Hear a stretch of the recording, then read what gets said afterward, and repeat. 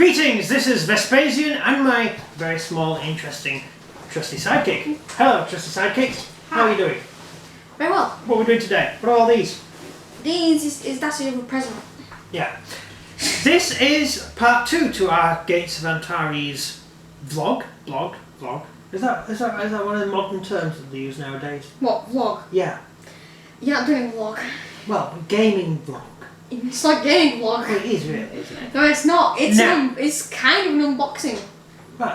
Well, so this is, if you watched the last Gates of Antares video, we introduced the Gates of Antares box set, the actual box set with all the game inside it, which is probably the best way to collect Antares because you get a complete human army and your Intel army, the Concorde, and you get a couple of squads of guards to fight against, which is jolly good fun.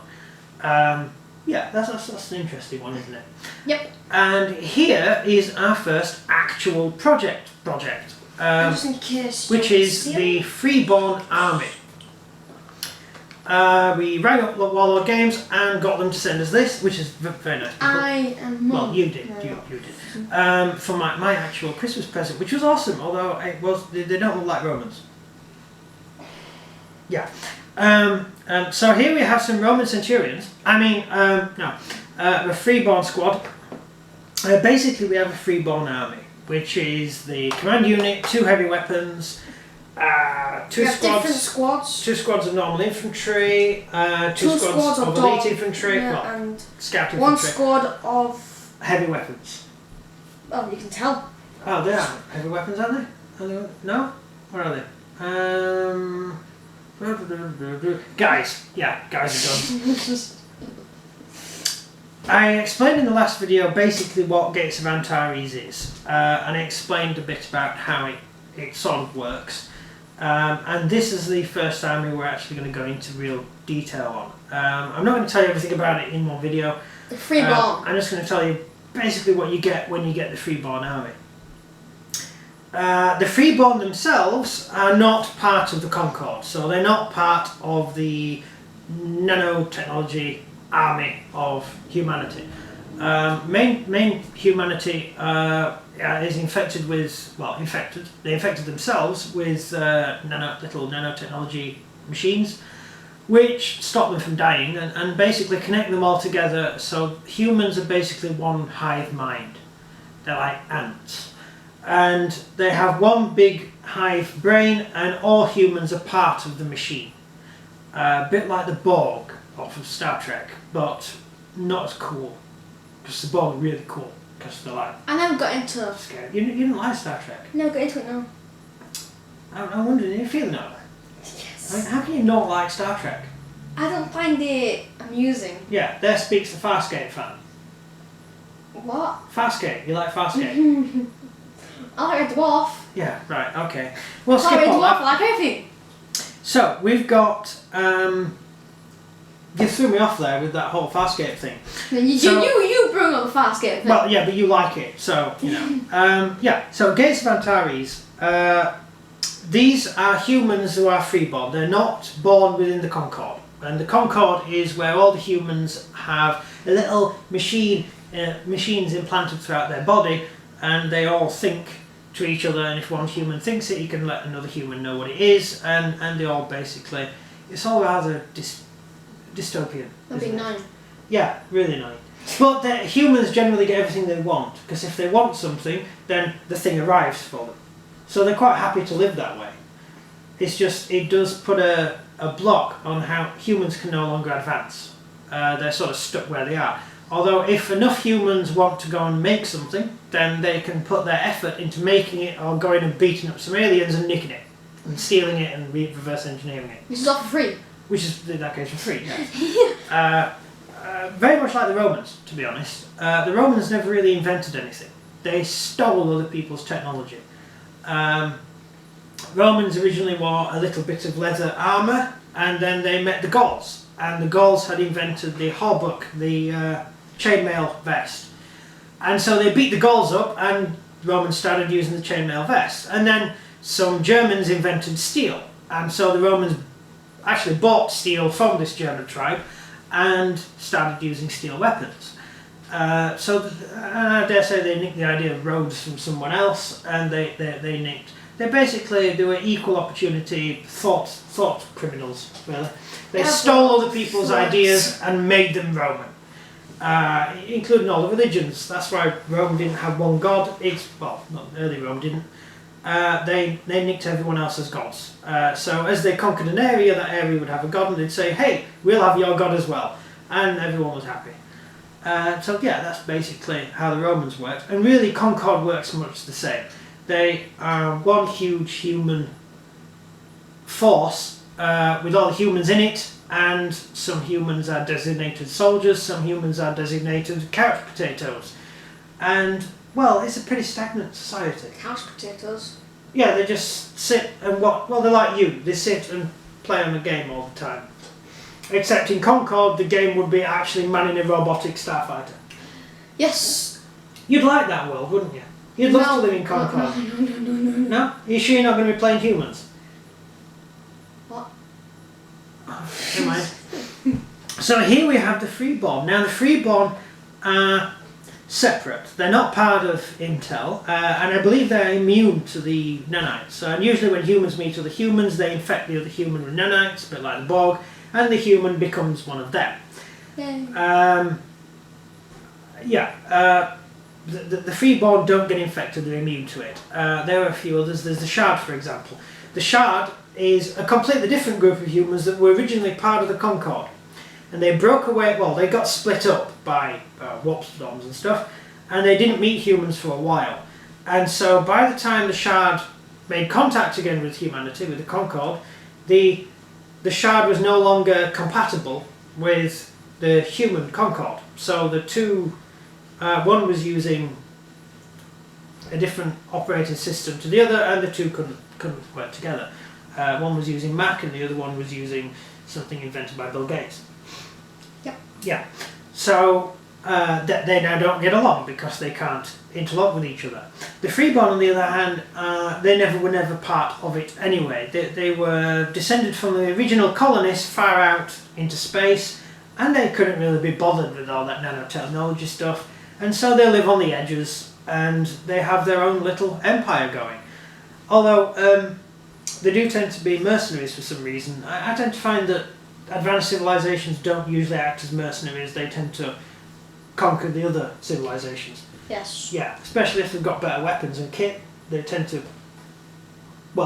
invade and win. But hey, I'm not picking. And if you wanted to know how many figures you get in the box set and everything, this is the box set. You get 30 figures, 30 normal troopers. Yeah. You get 4 drones. Drones, yes. And 5 odd dice. Yeah. The basic idea of the game is you get squads. These squads are made up of 6. I think the Concord are made up of 5, off the top of my head. Different numbers. So you have a basic squad, and that is a basic squad, what you get. And I'll open this box so you can see what it is. I'm not going to open all of them in front of you because that would be tedious, and I'd probably drop things on the floor and get shouted at, and you just live in my house. So we'll open this box up and see what it is. Inside we have a lovely box there. Inside every squad you get a dice, which is an odd dice. You get basically an odd dice. So unlike Bolt Action, if you played Bolt Action, you have to buy all your figures and then you have to buy packs of dice to use for the figures. Instead, every squad you get a dice with, which is awesome. So it's actually ready to play. So that is the squad you get, and every squad has at least 1 drone. And the idea of drones is very much like modern drones, really. Each squad has a drone, and you can move the drone anywhere, and whatever the drone sees, the rest of the squad is aware of, which is really good. And if you're playing Concord, it's even better because you're all interlinked through the internet, through Intel, and everyone knows everything. So your Borg, once one person knows something, they all know something. So that's really cool. And only 1 squad doesn't have spotted drone. What's that? That's the kind of. Oh, they're normal guys, aren't they? Feral. Yeah, they're basically, yeah, I'll get onto them in a minute, but I'll do them now. You know. Right, these guys are not actually part of this main army. They're sort of hangers-on who don't really fit in. They're a bit like mercenaries who operate with the freeborn army. They are freeborn themselves, but they're not part of the freeborn empire. So that's quite simple. That's these guys here. Then we'll go on to these. That's another one there. That is that one. Then you get the heavy weapon squads. The heavy weapon squads themselves, you get one which I believe is a mortar, and the other one is some sort of cannon. Is that right? Probably. Yeah, yeah. And the command unit, which is here. I will go into a lot more detail when they are painted and based. Maybe when we start battling them? Yeah, well, I think what we'll do is we'll do a couple of squads up from each army. We've got 3 armies so far. So we'll do a squad up from each army, maybe 2 squads from each army, and then have a little 3x3 play or something like that. We have 4 people in this house, and only 2 of us like gaming. Yeah, but we do have other games that we can call on, haven't we? And you said 3-3 though. Well, yeah. Meaning we're meant to cut myself in half. So, basically, these are the things you get. Overall, I think out of all the armies available, the most interesting one is probably the Boromite, because they're actually humans that have been separated from humanity for a long time, and they've genetically engineered their bodies to withstand high temperatures and things, because they live on asteroids in the middle of nowhere and volcanic areas, and so they're very tough and resilient, and they have like lava creatures that help them.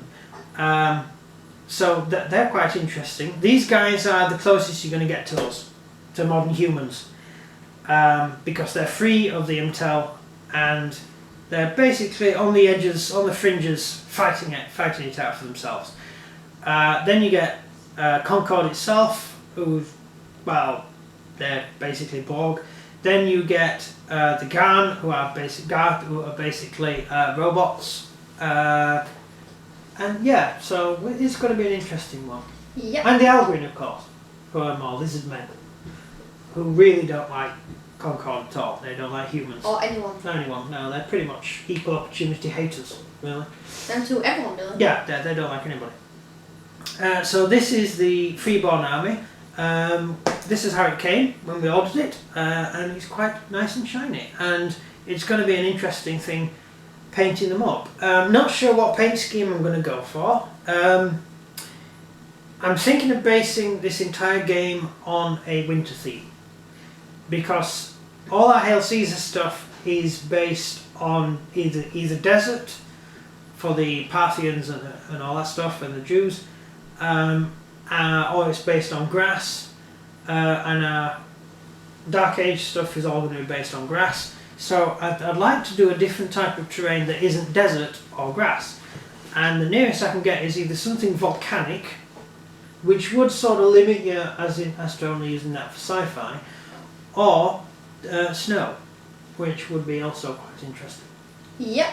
Which one do you think would be more fun? Snow. Yeah, I think snow would be quite good. So in that case, I would like to theme the uniforms and the troops on that theme, on a snowy, cold theme. Yeah, so I might not be actually sticking to the colour scheme you get on the box. I think I'm going to be designing my own uniforms and stuff, especially to fit in with this army. This army will be far more likely to use camouflage and stuff. More like, yeah, because they're more advanced. Yeah, they're more into, they don't rely on technology as much as other races. Yeah, that's about it. Whereas with the Concorde, they have to wait for one human to say, hey, we should use camouflage. Otherwise they don't do it.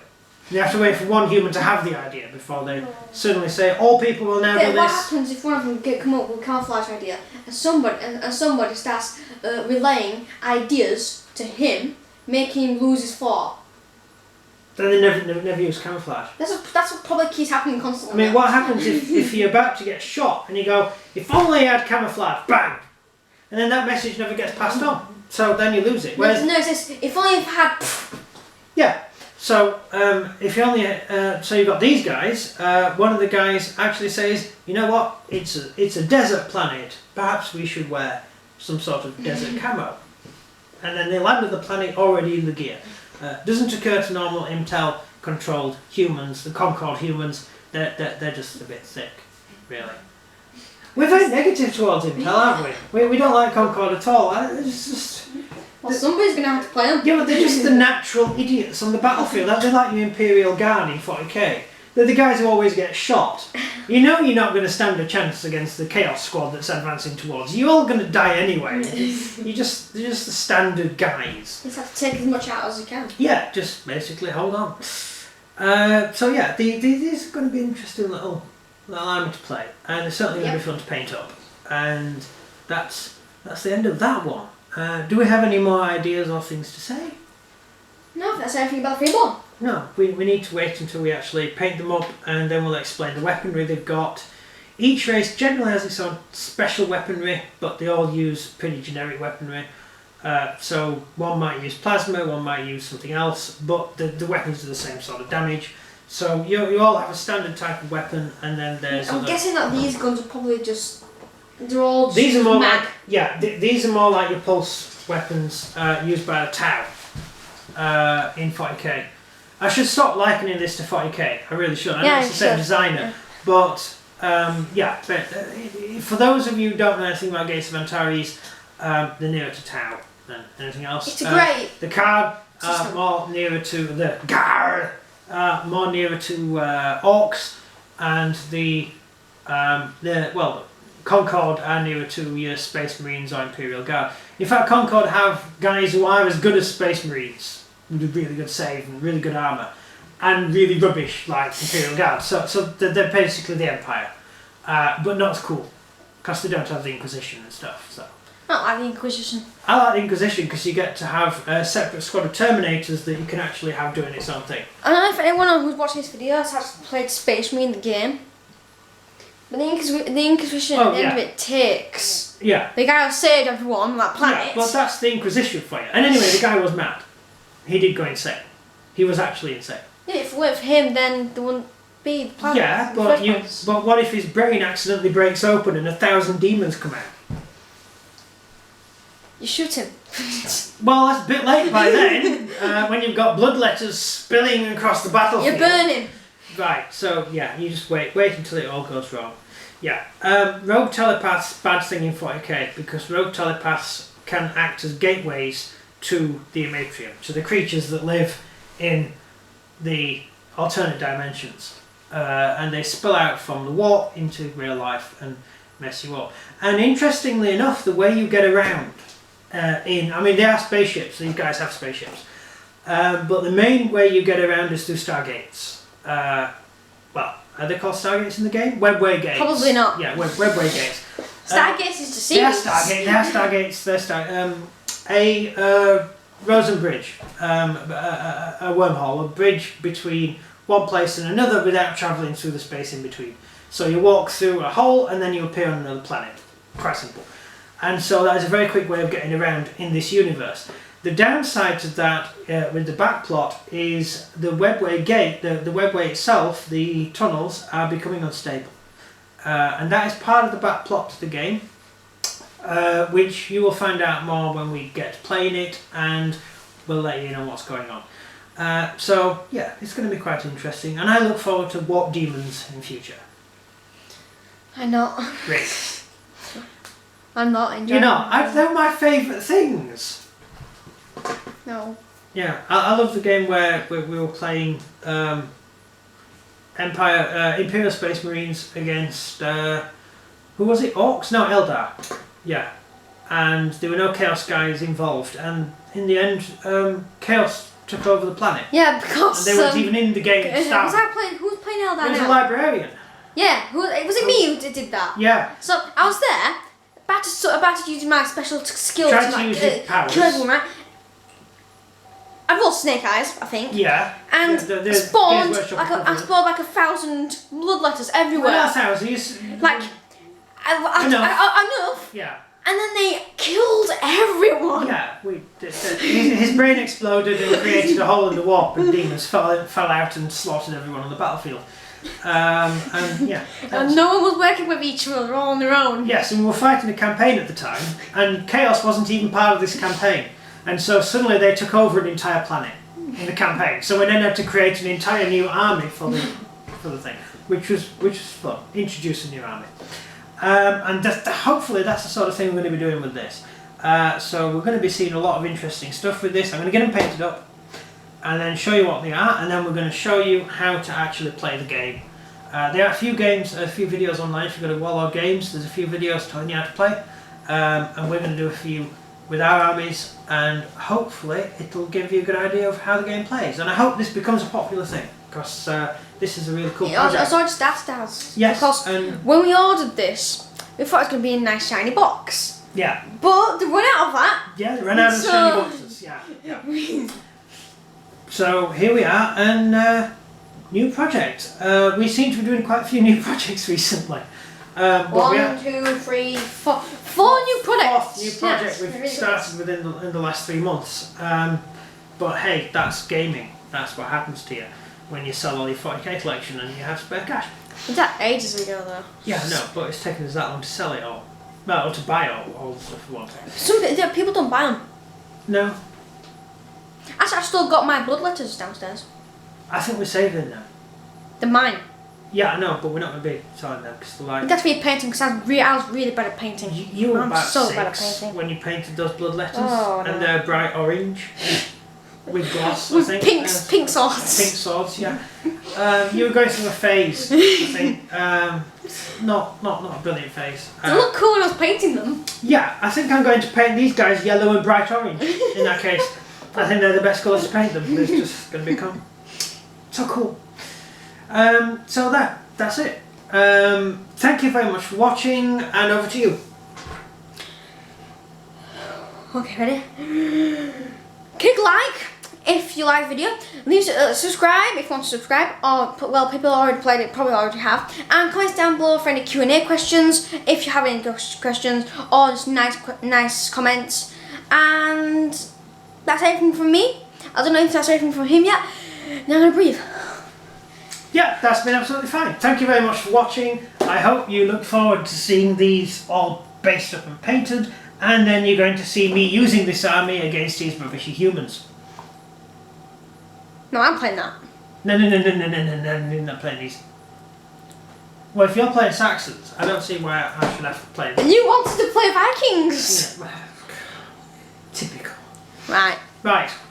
Now I'm going to make boxes into shapes and leave you to it. They don't stand up.